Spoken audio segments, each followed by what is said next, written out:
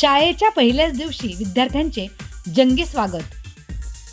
फुले, गुलाब पुष्प, टाळ्यांच्या गजरात चिमुकल्यांचे स्वागत.